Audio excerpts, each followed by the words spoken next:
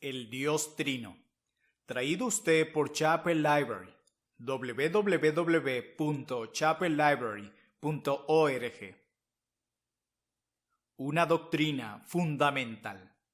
Escrito por Arthur Pym.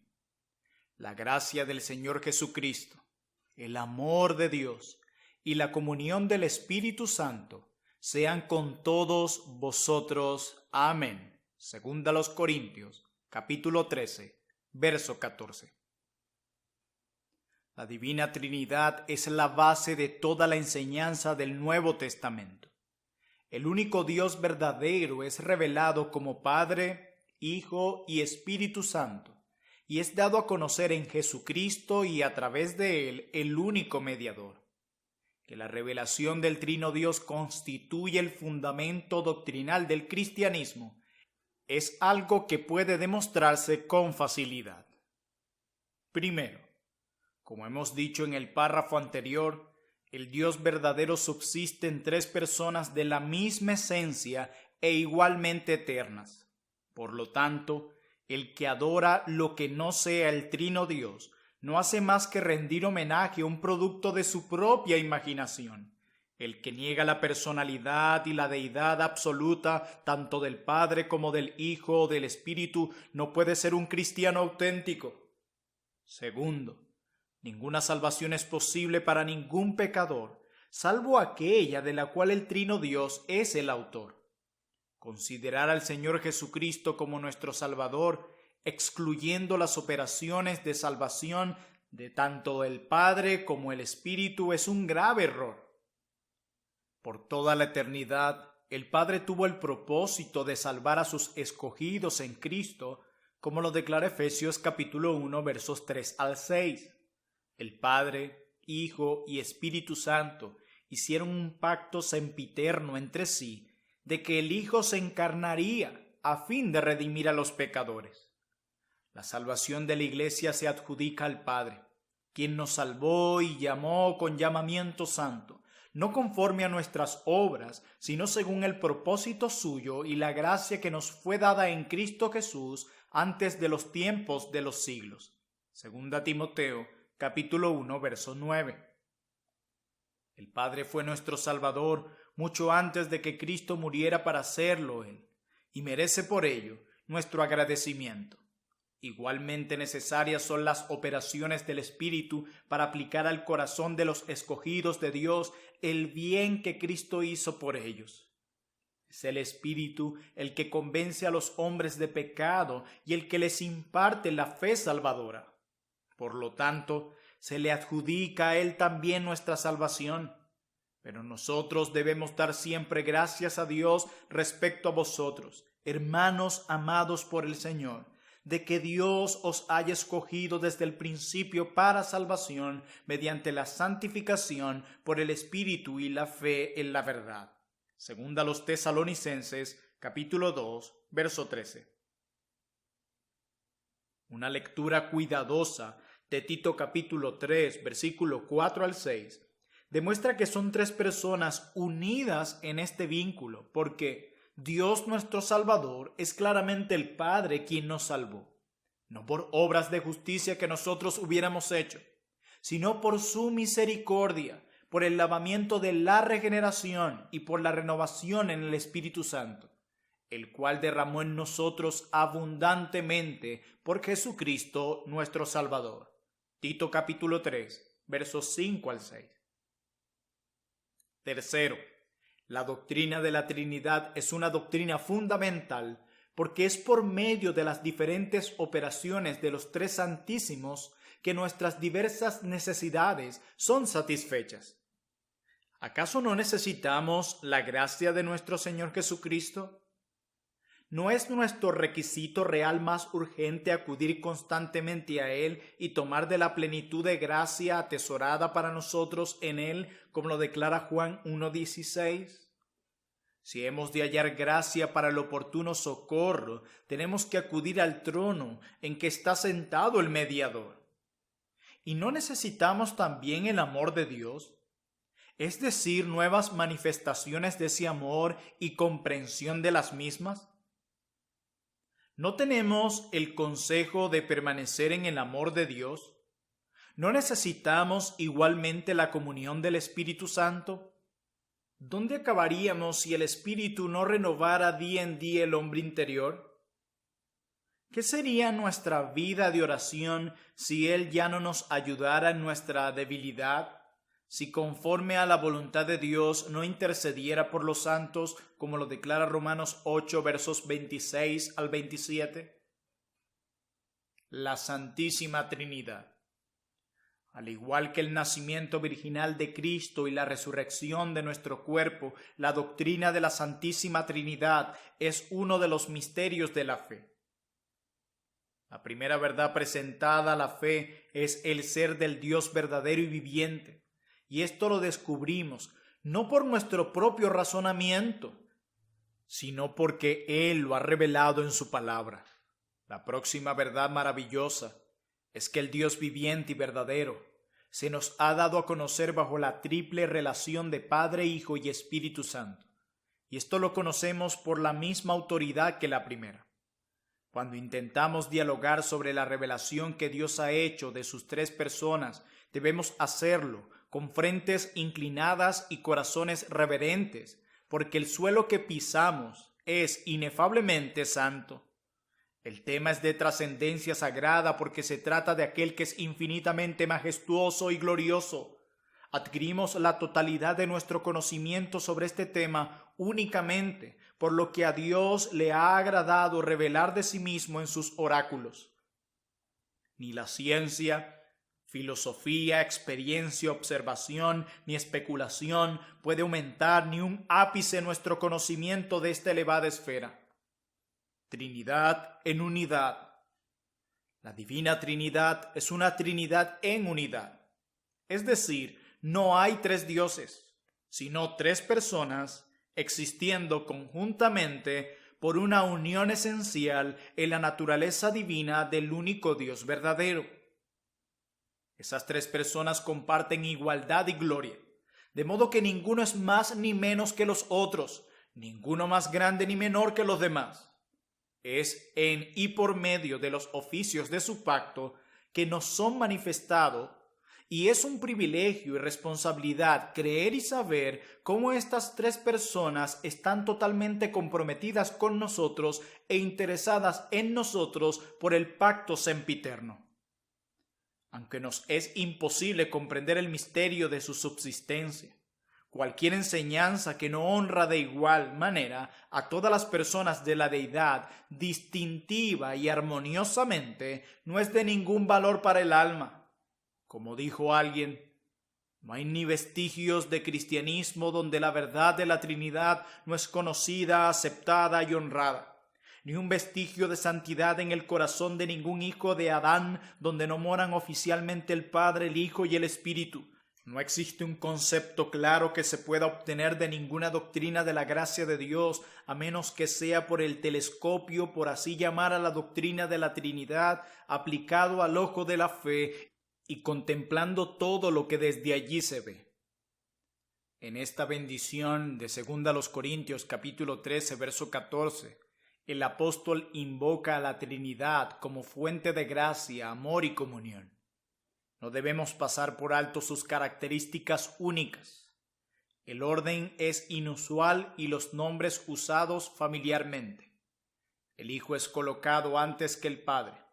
No son mencionados aquí como el Hijo, el Padre y el Espíritu, sino como el Señor Jesucristo, Dios y el Espíritu Santo. La razón es que nuestro texto no es principalmente una confesión de fe como Mateo 28:19, ni una doxología como en Judas 24:25, sino una bendición. Una doxología es una expresión de fe, una bendición es una palabra dicha para bendecir. La primera asciende del corazón del santo a Dios, la segunda desciende de Dios al santo. La doctrina de la Trinidad es de gran importancia. La bendición cristiana implica, por lo tanto, que la doctrina de la Trinidad es de gran importancia para la existencia y el progreso de una consagración vital. que no es pura especulación, sino una de la que depende toda comunicación de gracia y paz para los santos. Es un hecho importante y serio que los que rechazan la verdad de la Trinidad rara vez profesan siquiera tener una comunicación espiritual con Dios. En cambio, la tratan como una especie de entusiasmo y fanatismo, lo cual podemos comprobar con una lectura de los escritos unitarios. Entonces, la bendición resume las bendiciones que la Trinidad provee al cristiano en las tres grandes palabras del Evangelio: gracia, amor, comunión. Estos tres dones divinos son atribuidos a diferentes personas de la deidad. Cada una toma precedencia en su propia obra principal, aunque no podemos trazar sus límites y tenemos que cuidarnos de no concebir a Dios como tres dioses en lugar de uno. Cada uno pertenece a todos. El amor es del Hijo y del Espíritu al igual que del Padre, y nuestra comunión es con el Padre y el Hijo al igual que con el Espíritu. Gracia. Una palabra grandiosa del Evangelio. La gracia del Señor Jesucristo. ¿Por qué le adjudica específicamente la gracia a Él, si ésta es de Dios y del Espíritu también? Porque la economía de la redención, toda gracia nos llega a través de Él. Gracia es la palabra especial de Pablo en cada epístola. 8 de ellas concluyen diciendo: la gracia del Señor Jesucristo sea con vosotros, a veces variando la fórmula diciendo con vuestro espíritu. Gracia es una de las palabras preponderantes del Evangelio. La gracia del Señor Jesucristo. Esta es su designación como el Dios hombre mediador. Incluye e indica su naturaleza divina. Es el Señor, sí, el Señor de señores. Su naturaleza humana. Es Jesús, su oficio. Es el Cristo, el ungido, el largamente prometido Mesías, el mediador. Es el favor de su divina persona revestida de nuestra naturaleza y hecha cabeza de su pueblo, lo que Pablo ruega para todos sus hermanos creyentes. Su gracia sea con todos vosotros. La gracia se menciona primero porque es la necesidad inicial. Porque ya conocéis la gracia de nuestro Señor Jesucristo, que por amor a vosotros se hizo pobre, siendo rico, para que vosotros con su pobreza fueseis enriquecidos. Segunda los Corintios 8:9. Allí está su infinita condescendencia al someterse a una condición tan vil por nuestro bien. Cuando se encarnó, el unigénito del Padre fue visto por los suyos como lleno de gracia y verdad, y como agregó el apóstol, de su plenitud tomamos todos y gracia sobre gracia. Así lo declara Juan 1, versos 14 y 16. Aquí el significado de gracia pasa a ser un atributo del carácter divino, a una energía activa en el alma de los redimidos. Ante el trono de gracia hallamos gracia para el oportuno socorro, como lo declara Hebreos 4:16. El corazón se afirma con la gracia, así lo declara Hebreos 13:9. Y por esa gracia podemos servir a Dios agradándole con temor y reverencia. Es en la gracia que es en Cristo Jesús, como lo declara 2 Timoteo 2:1, que encontramos nuestras fuerzas. Y Él nos asegura su capacidad para guardarnos en toda aflicción y persecución con la promesa: bástate mi gracia. Por lo tanto, nos exhorta diciendo: creced en la gracia y el conocimiento de nuestro Señor Jesucristo y Salvador. Todos estos pasajes hablan del poder divino en el alma como la operación de gracia en relación con el Señor Jesucristo como su manantial. El amor de Dios y el amor de Dios. Son dos las razones por las cuales esto es enunciado en segundo lugar, porque este es el orden, tanto en la economía de la redención como en la experiencia cristiana. Primero, fue la obra o gracia mediadora de Cristo lo que procuró el amor de Dios para su pueblo, lo que alejó de ellos su ira y los reconcilió con Él. Por lo tanto, no se trata del amor del Padre que nunca cambia ni mengua hacia su pueblo, sino que se trata del amor o la buena voluntad de Dios como su gobernador y juez. Segundo, es por la gracia del Señor Jesucristo, al salvarnos, que somos llevados al conocimiento y gozo del amor de Dios. El amor del Padre es, por cierto, la fuente y causa originadora de la redención, pero no es el amor particular de Dios que estamos considerando aquí. La muerte de Cristo como satisfacción de nuestros pecados era imprescindible a fin de acercarnos a Dios y a participar de su amor. La manifestación del amor de Dios hacia nosotros, al perdonarnos nuestros pecados y justificarnos, estaba condicionada a la sangre expiatoria. La comunión del Espíritu Santo. Debido a que el propósito supremo de la obra de Cristo para con Dios fue aplacar su ira judicial y procurar para nosotros su amor y favor, de la misma manera el gran efecto para con los santos fue procurar el don del Espíritu Santo. La palabra griega puede traducirse como comunión y comunicación. Por la comunicación del Espíritu Santo somos regenerados, recibimos fe y la santidad es forjada en nosotros.